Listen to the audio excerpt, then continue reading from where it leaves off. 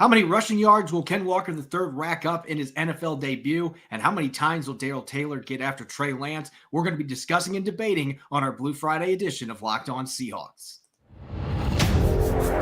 You are Locked On Seahawks, your daily Seattle Seahawks podcast. Part of the Locked On Podcast Network, your team every day.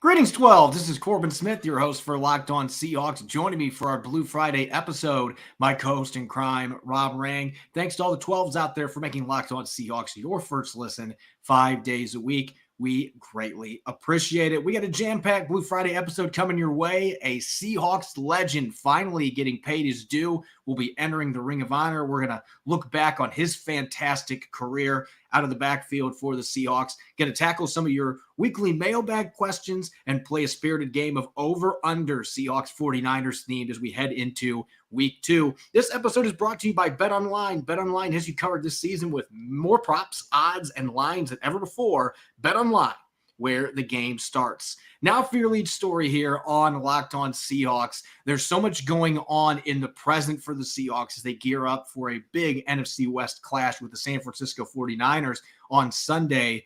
But one of the most iconic players in franchise history is finally going to be paid the respect that he deserves.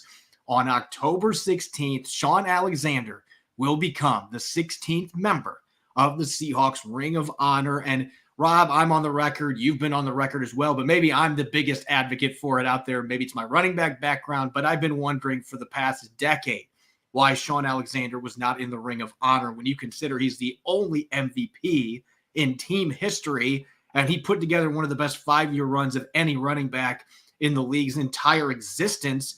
Hasn't gotten a sniff in the Hall of Fame, really. Finally is going to have number 37 going up in the rafters, long overdue from one of the best players in franchise history. Yeah, no, I 100% agree with you. I mean, it's crazy when you look at it. I mean, Shaun Alexander's last season in the NFL was with Washington. His last season in Seattle was in 2007. So to think about it, that's been 15 years since the great number 37. Alexander the Great is one of the many nicknames that he acquired for himself based on his brilliant NFL and, of course, college career at Alabama as well. It's long overdue. I mean, we are talking about, I think, a Hall of Fame caliber player. And so considering, as you just mentioned, that he is the only NFL MVP in Seahawks history. Of course, Seattle went to their very first Super Bowl, largely behind the spectacular running of Shaun Alexander as well. I think that this is, something that needs to happen. And frankly, more people than just the Seahawks should be paying attention to Shaun Alexander and perhaps considering him for some even loftier, career accomplishments, like, again, a spot in Canton. Yeah, that's something that has bothered me for a long time because you and I both saw Shaun Alexander playing in his prime. And yes, his career was one of those that was too short.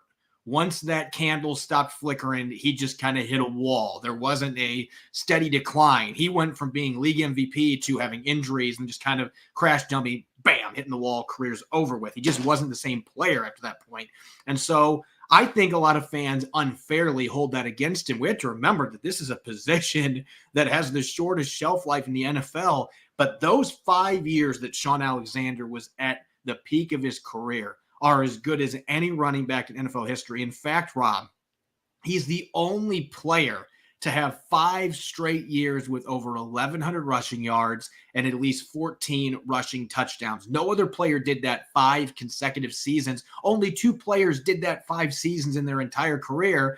Interestingly, the other one was LaDainian Tomlinson, who broke Shaun Alexander's record for the most rushing touchdowns in a single season. Alexander had 27 of them in 2005. The very next year, LaDainian Tomlinson broke that record and made it his own. So those two, it was kind of like McGuire going against Sosa in baseball in the late 90s, early 2000s. Those two running backs, you were flipping the TV. You wanted to see what Tomlinson was doing and what Alexander was doing.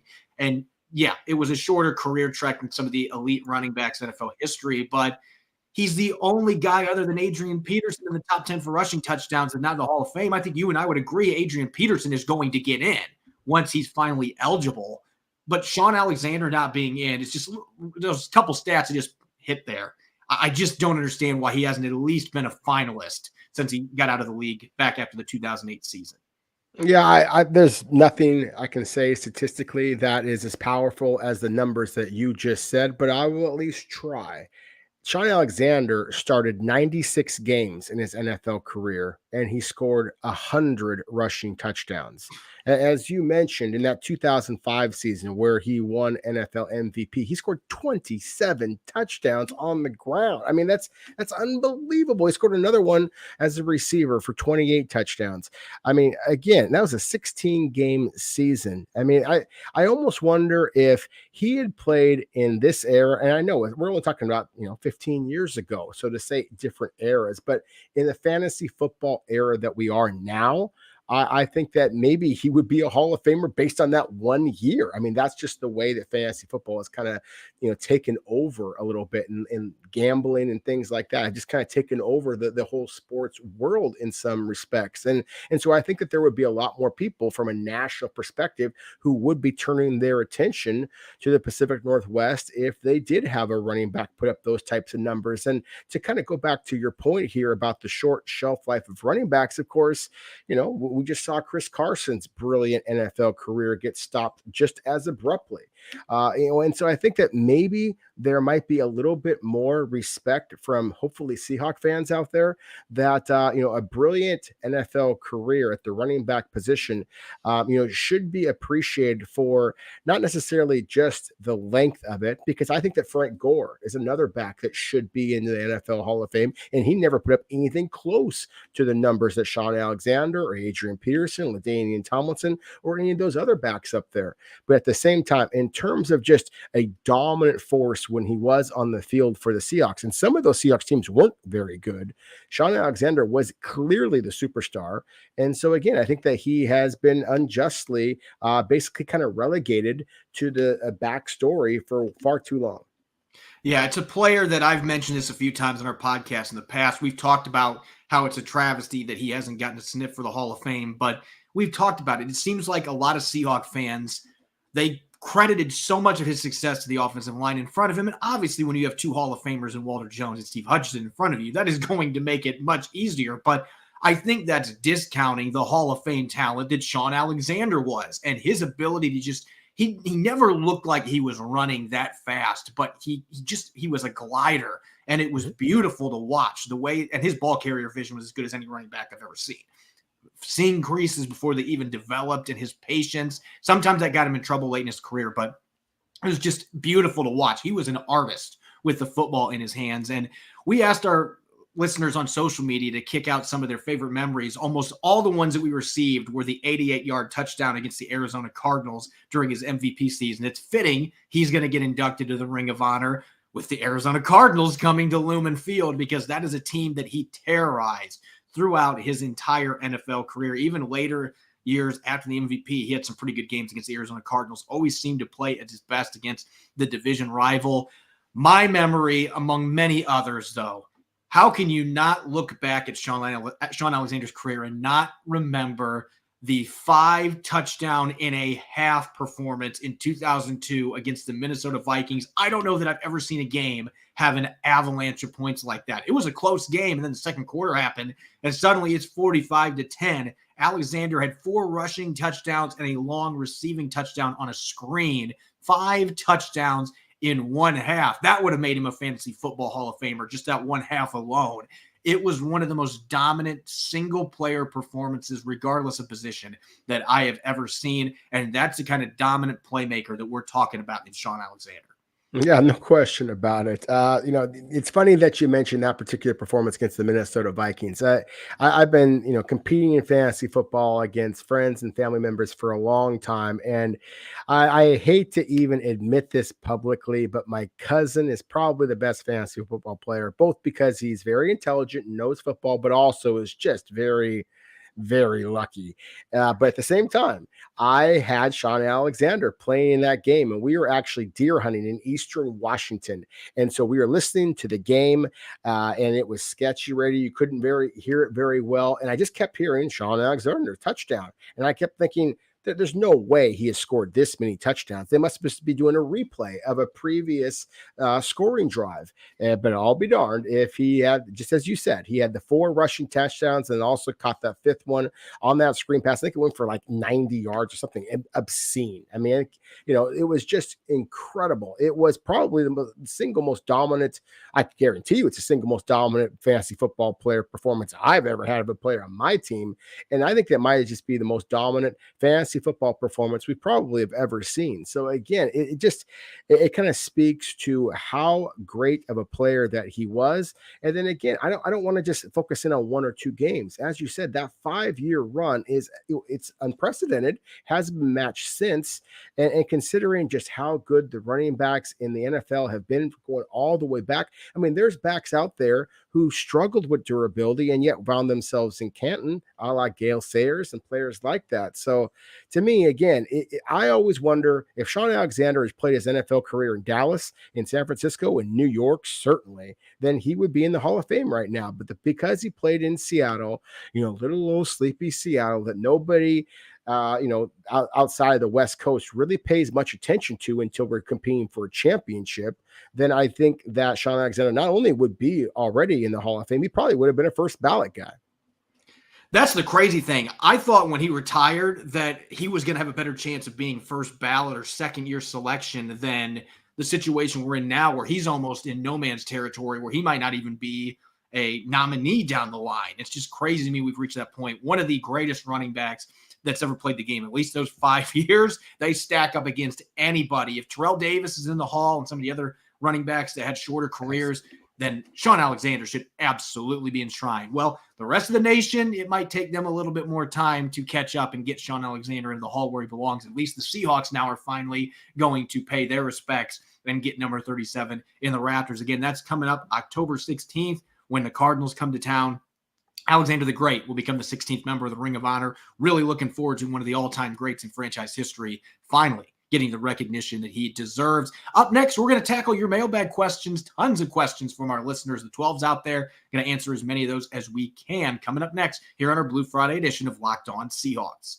Turo is the world's largest car-sharing marketplace. With Turo, you can book any car you want, wherever you want it, from a community of local hosts. Browse a huge selection of vehicles for just about any occasion or budget across the U.S., Canada, and the U.K. Book a spacious SUV or a minivan for a family road trip. Get a classic or luxury car for a special event, birthday, or holiday. Find affordable economy cars if you're on a budget and just need to get from A to B. Test drive that new electric vehicle you've had your eye on to see how it fits in your everyday life. Many Turo hosts can even deliver the car right to you. Every trip is backed by liability insurance. Terms and conditions apply. Ditch boring rental cars and find your drive at Turo.com. You're listening to the Blue Friday edition of Locked On Seahawks. I'm your host, Corbin Smith. Joining me for today's show, my co-host in crime, Rob Rang. Thanks to all the 12s, as always, for making Locked On Seahawks your first listen 5 days a week. We greatly appreciate it. As we've been doing the last couple weeks, Friday is now going to be mailbag day, and we've got a lot of really good questions from the 12s we're excited to answer. So, Rob, you get the honors of the first question on today's mailbag. This one was explicitly written to you, and this is coming from Pete's Air Monarch. So Pete's Shoes now are asking us questions on Twitter. With Jamal Adams out for the season, who do you see stepping up on the field? What about in the locker room and sideline trying to replace the energy and hype that Adams brings? Wow, that's a terrific question. Thank you so much for asking it. I have not often been asked by tennis shoes questions. So I think that first off, just the energy, that is going to be difficult. There's no question about it. I mean, some of the players that I've seen really have that enthusiasm that I think that Jamal Adams brings, that tough guy. I think just enthusiasm. Darrell Taylor is one of the guys I have to mention. I mean, just the way that he kind of gets his teammates kind of jacked up. Uchenna Nwosu in terms of that junkyard dog mentality. Shelby Harris being another one that certainly brings that. And then just in terms of playmaking ability, in terms of kind of a guy who is just, I think, gets a lot of respect in the locker room, but quietly, that quiet respect. I think you got to say his tandem or his teammate there in the backfield in Quandre Diggs. I think that when you have the Pro Bowls that Quandre Diggs has, the sustained success as a ball hawk that he has, then I think that is going to be the kind of the guy. And that's going to kind of lead me into the whole safety conversation. Of course, the primary replacement is a starting strong safety is going to be Josh Jones. Ryan Neal, of course, is still on this team, and his versatility, his starting experience for Seattle, I think, is just going to be that much more critical now. We, of course, talked about Joey Blount. He made this club. It doesn't sound like he is likely to be available to play against the 49ers. Pete Carroll talked about that during Friday's post-game post-practice press conference. And there's not currently any safeties on Seattle's practice squad. So that might be a position that the club feels like they might need to go outside of the franchise and look around a little bit. But at this point, that's the way I see their safety and leadership rotation going. They do have Tease Tabor, who they just got from the Falcons practice squad, and he was a former second-round pick that has played for Sean Desai. So they do have an extra safety now on the roster. He's also played some corner as well. So interesting dynamics there at that position, no doubt about it. Ryan Walrow tweets, how much more confidence should it give Pete Carroll and Clint Hurt knowing that Jordan Brooks adjusted the play call when crowd noise was too loud, which led to the big stop by Cody Barton? Looks like he could be on his way to his first All-Pro season. So I kind of have a mixed bag reaction to that revelation from Jordan Brooks that was on Thursday, admitting that he did not hear the actual correct play call because of how loud it was. It was supposed to be a blitz. If you saw the screen that the Broncos had dialed up, if Cody Barton is blitzing there, Javonte Williams probably still running and is almost to Denver. Would have been a totally different finish to that game. So it ended up being a blessing in disguise. The 12s literally won this game by eliminating that play call, and then Jordan Brooks having to do what he did and calling his own play out there. And here's the thing, Rob, I think this happens a lot in the NFL, particularly when you play in a environment like Lumen Field. As loud as it gets there, defensive players, yeah, it's a benefit when you're rushing the passer, but like if you're Jordan Brooks or Bobby Wagner all those years, good luck hearing what the defensive coordinator has to give you for a play call. So you've got to be on your heels and ready to make those calls. And that's why you put that faith in a player like Jordan Brooks. So I think they absolutely have confidence in him. And he showed there that he made the right call. Luckily, they didn't send an extra blitzer and set things up more nicely for the Broncos, because we'd probably be having a much different discussion right now. Like he said, we'd be in misery right now if they would have made that play call. But they're certainly confident in him. I don't know how much stock I'd put into it necessarily, just because I do think this happens a fair amount. Happens with quarterbacks too, where they don't hear things in the headset. That happens a lot with Russell Wilson over the years with the Seahawks as well. Next question here for Rob. Michael Hendrickson tweets, why did the Seahawks disappear offensively in the second half of Monday night's game? It seems like the Broncos made some defensive adjustments and we didn't effectively counter.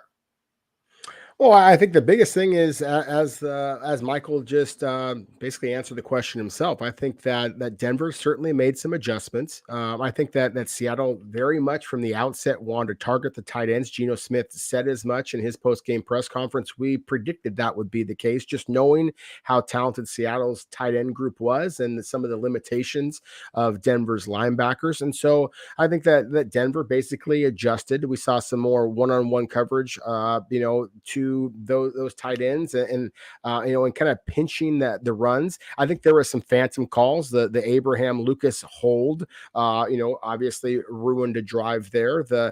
You saw a little bit more pressure. That there was a couple of sacks there that happened in the second half. You saw the DK Metcalf catch and then fumble. There were some promising drives. And I think, frankly, that Seattle's 2 touchdowns to those tight ends, Disley and Parkinson, were not fluky, but at the same time were plays that were obviously big time plays. Seattle did not have a lot of explosive plays in that game other than those touchdowns. They had to kind of work their way down the field. And when you're playing against the caliber of a defense like Denver, that's going to be very difficult to do. So I thought that Seattle had the ball bounce their way on several different drives, certainly defensively. We know about the ball being punched out a couple of times at the goal line, but I also think that Seattle had the ball bounce their way, so to speak, offensively in the first half, and that defensively, Denver just tightened things up a little bit. And I think the Seattle played a little bit closer to the vest because they did have that lead and didn't want to have some type of critical mistake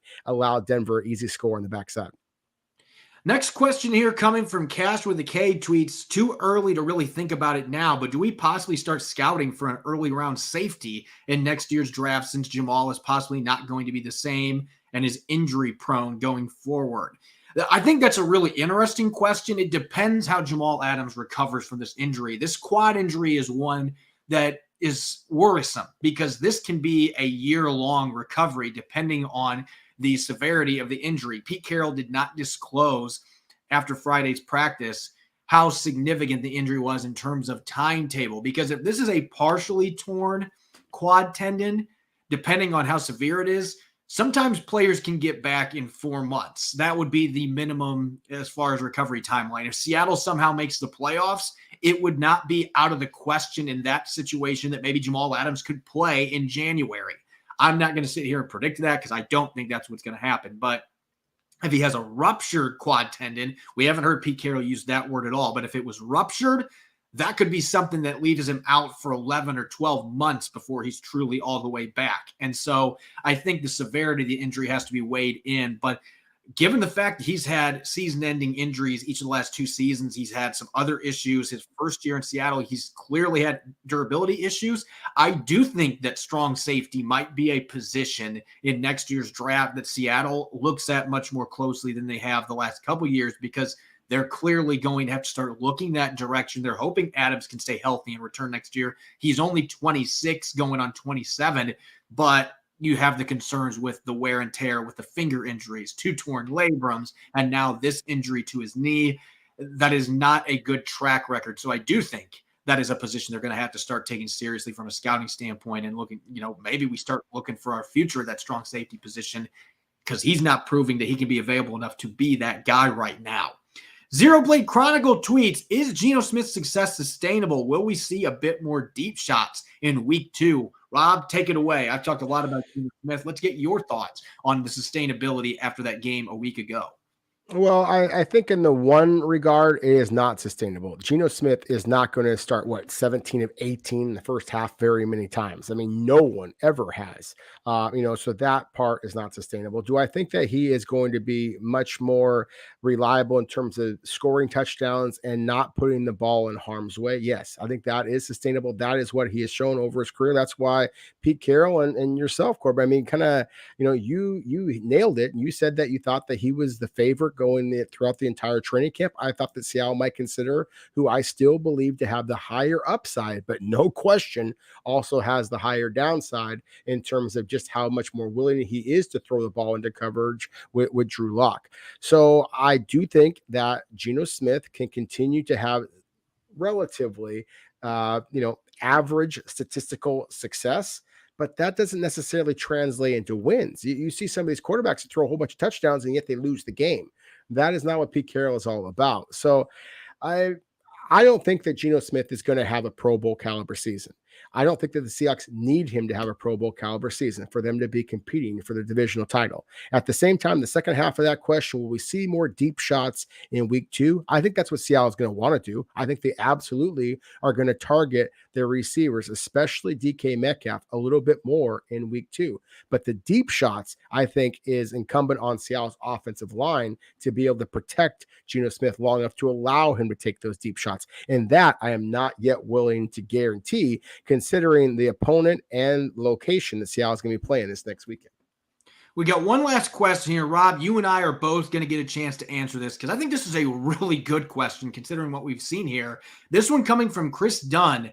If the Seahawks win on Sunday and look fairly good in doing so, does that change your opinion on how this season can play out? 4-0 wouldn't look impossible with the Saints and Cards in games 5 and 6. Depending on what happens on Sunday, 4-2, 5-1, or even 6-0 suddenly doesn't seem impossible for a start. That is an excellent question, Chris, because one of my big observations this first week, we thought the NFC was going to be down, but I think it looks even more down than I anticipated. I see nothing but mediocrity in this conference. and Seattle's going to be playing a lot of NFC foes coming up. Now, the 49ers clearly have talent. This is going to be a tough road game.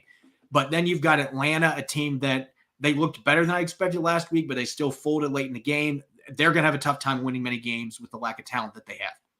Detroit in week 4, I think Detroit is pesky, but it's still Detroit. They have to prove they can consistently win games, which has been a struggle for 3 decades for them. So until they've proven they can do that, then that should be a game the Seahawks feel they can win. The Saints, you don't know what you're going to get with Jameis Winston. And then the Cardinals game, they look terrible in week 1. They've got injuries. They got DeAndre Hopkins on suspension. So I am not going to sit here and say they're going to go 6-0 in that stretch. There's going to be losses in there. But Rob, I think 4-2, if Seattle gets out of this game in Santa Clara with a win and moves to 2-0, I think getting 4 wins in the first 6, and if everything really falls in line 5, I don't think it's out of the question. But Seahawks fans should probably be happy with 3-3, 4-2 range out of there. If they can do that, given the state of the NFC, then maybe this team can hang around in the playoff race better than we anticipated. Well, I will just say this. I think, before the season began, I was asked to kind of give our predictions on the season, and I thought that Seattle would beat Denver in week 1, and I still thought that Seattle would finish the season 6-11. Now, if they beat the 49ers, then yes, I will be adjusting things, because then that not only means that the Seahawks are better than I thought, that means that the 49ers are worse than I thought. And I would agree with you. I was not very impressed by the LA Rams or the Arizona Cardinals. But again, this is week 1 that we're talking about here. And I do have some concerns about how Seattle will match up against Atlanta and Detroit. And I certainly have concerns about how Seattle is going to match up against San Francisco, again, in Santa Clara, and certainly the New Orleans Saints as well. I think those are 2 very physical football teams. I think the emotion was so high at Lumen Field that's one of the reasons why the Seahawks won. I think the 12s should pat themselves on the back, or the back of the wings, I guess, whatever you want to say, because I think that they really helped this team win. And without that, the emotional roller coaster that is the NFL season, I think if they lose this 49ers game, then I think that you could see the exact opposite kind of thing happen here. And you could see this team start to struggle a little bit. But again, going back to Chris Dunn's very optimistic Pete Carroll, Pete's Air Monarchs type of question here, I think if they do win, then yes, it would be time for not only us, but for everybody else around the league to start paying attention to what Pete Carroll is doing with this Seahawks team. We will have a much better idea where things stand in week 2, because week 1 is just so random. And we've seen teams that ended up not being very good that won in the season opener. And then once there was film, teams were able to counter, and then they beat up on them. Fans hoping in Seattle that's not the case with these Seahawks. We're going to find out a lot in this game coming up on Sunday against the 49ers, who are going to be pretty desperate for a win after losing in Chicago, a game they weren't expected to lose a week ago. We're going to have a little bit of fun here. Some Friday game day action coming up here next. We're going to play over or under with some Seahawks 49ers related topics. We'll get to that here in a moment. BetOnline.net is your number 1 source for all your pro and college football betting needs and sports info this season. Find all the latest football league developments, game matchups, news, and podcasts, including week 2 action in the NFL and college ranks. BetOnline is also your continued source for all your sporting wagering information, whether it's live betting, esports, and scores. It's the fastest and easiest way to check in on all your favorite sports and events, including baseball, MMA, boxing, and golf. Head to their website today or use your mobile device to learn more about the trends in action. BetOnline, where the game starts. You're listening to the Blue Friday edition of Locked On Seahawks. I'm Corbin Smith. Joining me for today's show, my co-host in crime, Rob Rang. Thanks to all the 12s out there for making Locked On Seahawks your first listen 5 days a week. We greatly appreciate it. And make sure for your second listen to check out the Peacock and Williamson NFL show. Brian Peacock and former NFL scout Matt Williamson give you the expert NFL analysis in less than 30 minutes. It's free and available wherever you get podcasts. Blue Friday's typically game day, and we're not going to change up traditions today. Rob and I are going to now be doing a little bit of over-under action. We're going to have a number of statements pertaining to Sunday's game in Santa Clara, Seahawks 49ers related topics, looking at statistics, and we have to decide over or under. And now we're switching it up this time. In the past, we've done, 2 touchdowns, and then you could push theoretically. You could say, well, I think the player's going to throw 2 touchdowns.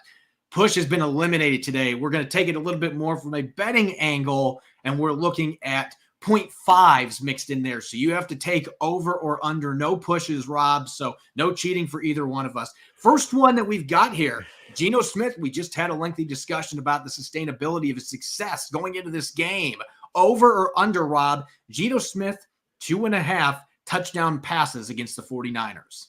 I got to go the under on that. And it's not that I have that much concern necessarily about the San Francisco cornerback situation, although I do believe that the free agent addition of Charvarius Ward is a significant one for the 49ers. Yep. But you hit on the desperation as well as that pass rush. That is formidable. I think if Seattle is able to win this game, it's not only going to be Geno Smith possibly throwing 2 touchdowns, but I think it's going to be the running game. If he were to throw 3 or more touchdowns, you mentioned this is a betting thing, then I think you got to jump in on the Seahawks. I think fantasy football people need to jump in on Geno Smith because clearly I, among many others, have basically disrespected the Seahawks to this point, if that were indeed to be the case.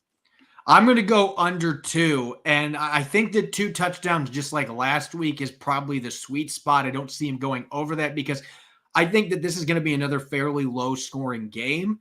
The 49ers have a pretty darn good defense. I have questions for them on offense, especially if George Kittle can't play. He did practice limited on Friday, so maybe he plays on Sunday. We still don't know, but there are question marks for both these teams on offense, as well as Gino played last week. That's not a knock on him. I just don't know that he's necessarily going to throw a lot of touchdowns in this game. I could see a few more big plays downfield, but I think this is a game maybe that the run game, Rashad Penny and company, they're the ones finding the end zone rather than a bunch of passing touchdowns from Geno Smith. So I'm going to go under as well on this one. Now going to defense, Darrell Taylor against the 49ers offensive line. Over or under, Rob, 1.5 sacks against the 49ers on Sunday. Oh, so you're saying I can cheat on this one because I think that that's about the number that I'm expecting. You could theoretically push on this one. Yeah, I should have made 1.5, 6.5 or something. It is 1.5. I think that there's a real chance that Darrell Taylor is going to get those 1.5 sacks. Trent Williams at the left tackle position is absolutely a dominant force. Mike McGlinchey at the right tackle position is a very good player, but at the same time, you have a very inexperienced quarterback, of course, in Trey Lance. You know that San Francisco is going to run their quarterback. So if I don't know that they're necessarily going to be those traditional sacks, I think there could be a lot of tackles right near the line of scrimmage. So it might be 1.5 sacks, but there might be 1.5 sacks that only gain you 5 yards, or you could have a monster loss because again, you have an inexperienced quarterback. So I'm going to go with the over on this one, which is very bold because, of course, Darrell Taylor basically got blanked in week 1. And I think that's part of the reason why. Just like the 49ers are desperate, I think that Darrell Taylor needs to play with a little bit more desperation as well. I would say this, though, again, coming back to the Geno Smith thing, I'm not so concerned about individual statistics. I think if Darrell Taylor just pins his ears back and all he cares about is trying to get quarterback sacks, he's very likely to leave the gate open in the rushing yards that were there for the Denver Broncos. There certainly would be there if Darrell Taylor and the rest of Seattle's defense does not pinch the line of scrimmage and really play good quality defense. San Francisco is going to look to run the ball, and Seattle has shown that they have not been incapable yet of really stopping the run, at least not sustainably, only in punching the ball out when it matters most, of course. I'm going to go under on this one, and it's not because I don't like the matchup. I do think Darrell Taylor can have success against Mike McGlinchey. I've been talking all offseason, training him preseason about my expectations for Taylor. But you just hit the hammer on the nail there. I have my concerns about him putting all of his eggs into the pass rushing basket right now. This is a 49ers team that, especially with Trey Lance's running ability, I don't know they're going to throw the ball very much in this game. And so that's just going to limit your opportunities by default to get to Trey Lance and get sacks. He's going to have to man up as a run defender. 49ers saw the tape that we did. The Broncos were really going right after him off the edge. And Pete Carroll pointed out middle of this week, we have to be more consistent and better setting the edge. A lot of that falls on Darrell Taylor. And so I don't know that he is going to be able to get the opportunities to get more than 1.5 sacks. I think he will get one in this game. I will say that. I think he gets one, but I'm not going to go over on 1.5 because I just don't think there's going to be enough opportunities there. And he's really going to have to focus on defending the run and improving in that regard. Going back to offense now, over or under, Rob, combined sacks, 3.5 allowed by Charles Cross and Abe Lucas. This is a very formidable 49ers defense with a number of quality pass rushers. 3.5 sacks between the two of them, over or under? I'm going to go under. But for the same reason, actually, as what you just said there with Darrell Taylor, I don't know how many opportunities that the 49ers are going to get to sack Gino Smith, because I think that Seattle is going to try to run the ball a lot. And then, frankly, and Seahawks fans may not like this either, I think that San Francisco's defensive tackles are good enough that, those outside pass rushers may push Gino Smith, who did a terrific job of stepping up into the pocket. But again, with San Francisco's defensive tackles, with their linebackers as well, likely to be near the line of scrimmage, I think they're going to be crashing down. I do think that the 49ers are going to have a lot of success in rushing the quarterback. I just don't know that it's going to be the Seattle's rookies are going to be the only ones struggling. And 3.5 sacks feels a little bit too rich for me. So I'm taking the under on this one. I'm going to cheat. I'm pushing on this one because, as you mentioned earlier, you can't have partial sacks allowed. And so I'm going to go with exactly 3.5. I've been so impressed by Abe Lucas. I think most of his tape on Monday night against Denver was good. He had some obvious losses to Bradley Chubb in the second half, though. Nick Bosa is going to cause problems. I think Samson Ebukam is also going to be a problem at times for Abe Lucas. And then they move Nick Bosa around. He is not a defensive end that plays on one side. He plays on both sides of the line. So both these rooks are going to get tested by him in this game. So I think 3.5 is right dead on. And our listeners might say 3.5 sacks with the tackles, that means bad news Bears. But that's the type of production that these guys are typically going to get. I don't think that automatically means that you're going to lose the game. But again, I think this is going to be a very defensive contest. I think Seattle's going to run the ball quite a bit, as you mentioned. Still, I think there's going to be enough opportunities to get to Gino Smith for the edge rush, particularly Nick Bosa, that I feel like 3.5 is actually a pretty even number for the 49ers to be able to get against those two rookie tackles in this game. Now, we're going to move away from the offense and defense here for just a second. Over under, Rob, timeouts lost by missed challenges. Will it be over under 0.5 for Pete Carroll in Levi's Stadium? Oh, my goodness. I mean, I think you have to go over. I mean, my goodness, it just seems like almost every game that there is a challenge that it almost feels like sometimes Seattle uses these challenges almost as a timeout. Just because I watch some of the replays that Seattle challenges, and I think there's no chance you're going to win this. And yet it seems like Seattle continues to make those decisions game after game after game. Again, considering where you're playing, how physical we expect this game to be, the fact that I do expect a turnover here or there could absolutely play a critical role in how important momentum is to clubs like Seattle. I think that this is one that I wouldn't be surprised at all if it's over, and perhaps significantly over. Yeah, I'm going to go over on this one too. It's not quite to the level of State Farm Stadium as far as being a house of horrors when it comes to injuries and fluky plays, but it does feel like there's always something fluky that happens when these two teams play at Levi's Stadium. We saw that crazy Monday night game a few years back. There's been some day games that have had weird stuff happen. It just feels like it happens annually, and a lot of times that leads to challenges. And Pete Carroll, it does seem like there are ones where it's like, you know what? I might have a good chance of losing this, but I'm going to take my chance anyway. Maybe they'll see something that they overturned that we weren't expecting, and I get this timeout. And there's been a few times I think that has worked out in their favor, but more times than not, it has not. So I'm going to go over as well. Going back to defense here. Pass breakups, over under, Rob. Tariq Woolen and Mike Jackson. This is assuming Mike Jackson starts again. I think he played well enough to earn a second start. 2.5 pass breakups by Woolen and Mike Jackson. Are you going over or under against the 49ers? It does seem like a lot to think that Seattle, these two players in particular, would get at least 3 pass breakups. That said, I think that anytime you have a rookie cornerback out there, as well as some would call Mike Jackson at this point in his career a journeyman, that you're going to have to attack, and you got a guy like Deebo Samuel, you got a guy like Brandon Ayuk. The 49ers have weapons. I'm going to go the over on this. It's only because I think that Tariq Woolen is just that damn good.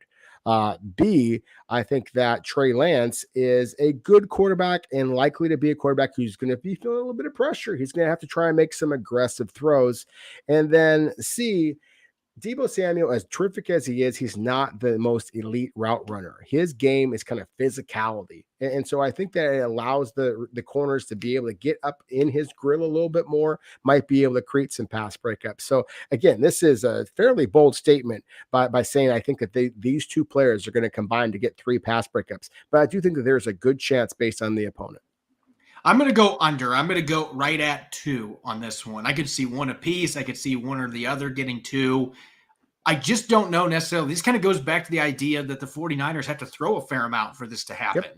And if they do, if the Seahawks stuff the run and then Trey Lance is forced to beat him with his arm, then absolutely the opportunity is going to be there. I just don't know that this game is going to play out that way. I think it's going to be a slugfest like we've seen many times when these teams get together.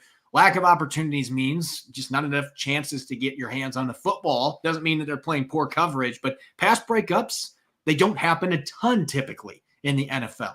So I'm going to go with the under on this one, and I'm going to go 2. We got one last one real quick here. He's going to be making his NFL debut. Won't be starting, but we get to see Ken Walker III for the first time in a Seahawks uniform. Over under, Rob, Ken Walker III, 50.5 rushing yards in his NFL debut in Santa Clara. Well, again, I think that's going to come down to opportunities, as you just mentioned with many of the other statistics here. And I think that Seattle wants to give Rashad Penny the ball the bulk of the time. I think that they trust him. Ken Walker, I'm excited about what he can do. And there is no question he and Rashad Penny can break off a 50-yarder, kind of like we were talking about Shaun Alexander before, with one snap. At the same time, I just have that much respect for the 49ers front, especially. I think it's going to be hard sledding for the Seahawks running game to really get going very effectively. So I am going to take the under in this game. Although, again, I am very high on Ken Walker III's upside, especially in this offense. I'm going to go under, but that doesn't mean that I don't think he's going to have an impact. I just don't know there's going to be enough opportunities. It's his first game coming back from a hernia procedure, so they're not going to just throw him in, 20 carries for you, kind of Walker III. Exactly. There's not going to be enough opportunities with – now, if Rashad Penny gets banged up, that obviously changes things, but we have to go with the assumption that Rashad Penny is going to be the bell cow in this game, as Seattle wants him to be. I could see Ken Walker III getting 40 to 45 rushing yards on 8, 9 carries, 10 carries, which would be a fine game. I just don't see him getting enough touches, and I don't see him ripping off that long run against this defense. I just don't see it happening. So I'm going to go under as well. But that doesn't mean he doesn't play well or that he doesn't make an impact. I could see him making some nice plays in the receiving game too. He's going to get his opportunities. I just don't think he's going to get quite enough in his first game back. They're going to want to ease him back into action. As always, you can follow me on Twitter at Corbin Smith NFL. You can follow Rob at Rob Rang. Make sure to check out Locked On Seahawks and Apple Podcasts, Google Podcasts, Spotify. We're also streaming video form 5 days a week on YouTube.